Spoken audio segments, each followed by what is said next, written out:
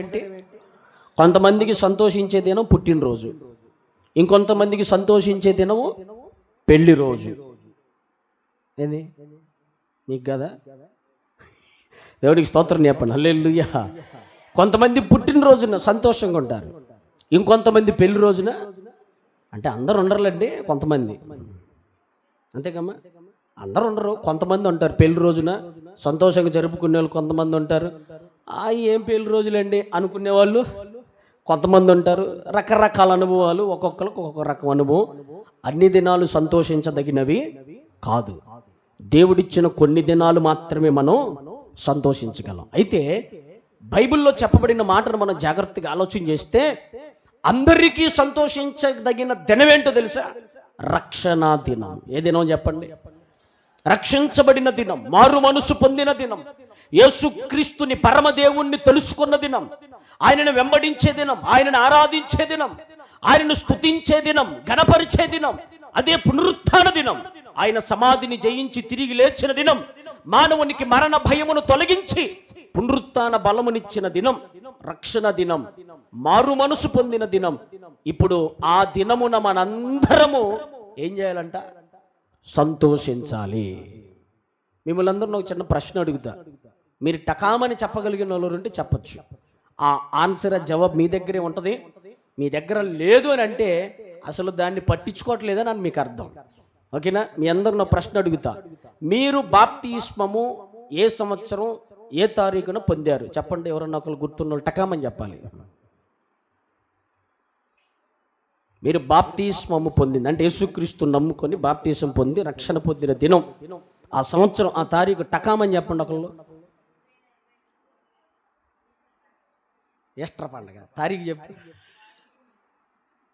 అది మొద్దు గుర్తు అనమాట. ఎవరన్నా ఒకళ్ళు మీరు రక్షించబడిన సంవత్సరం తారీఖు చెప్పండి. నెల అవసరంలా, చెప్పు. 2015 18లో తీసుకున్నాం తారీఖు. మరి నేను తారీఖుతో చెప్పమంటున్నా. 2013 13వ తారీఖు. Okay, good. ఇంకెవరికైనా గుర్తుందా? అర్థమవుతుందా? అంటే మనం పుట్టినరోజుని, సంవత్సరాన్ని గుర్తుపెట్టుకుంటాం, అర్థమైందా? రెండవది పెళ్లి రోజు కూడా గుర్తుపెట్టుకుంటాం. కానీ మారు మనసు పొందిన దినం, యేసయ్యను నమ్ముకున్న దినం, రక్షించబడిన దినం, పాపమును ఒప్పుకున్న దినం మాత్రం మనకి అసలు అన్నిటికంటే సంతోషించదగిన దినం అదే. అర్థమవుతుందా? నువ్వు నిజంగా ఆ దినాన్ని గనక, రక్షణ పొందిన దినాన్ని గనక నువ్వు గుర్తుపెట్టుకుంటే, ప్రభువా నేను రక్షించబడి ఇప్పటికి 4-5 సంవత్సరాలు అయింది, ఈ రోజుకి తారీఖుకి 5వ సంవత్సరాలు 6వ సంవత్సరం వస్తుందని నువ్వు కృతజ్ఞత కోవటం.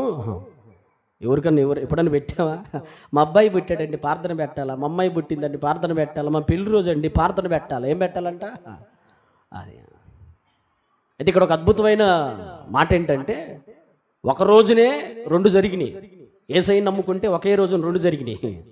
ఆ ఒకే రోజులు ఏం జరిగినాయి అంటే, ఒకటి చచ్చిన దినం, పుట్టిన దినం.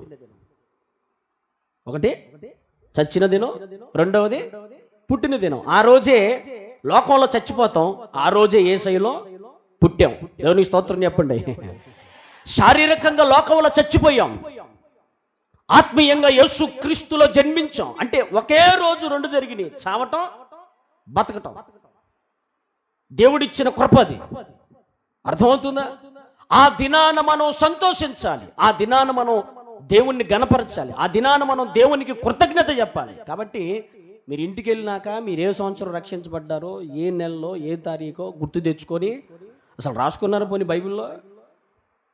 లేదు, గుర్తు తెచ్చుకోండి. ఇక మొద్దు గుర్తులు ఉంటాయిగా, ఇందాక అమ్మాయి చెప్పినట్టు ఎస్టర్ పండుగని. అర్థమైందా? మొద్దు గుర్తులు ఎప్పుడో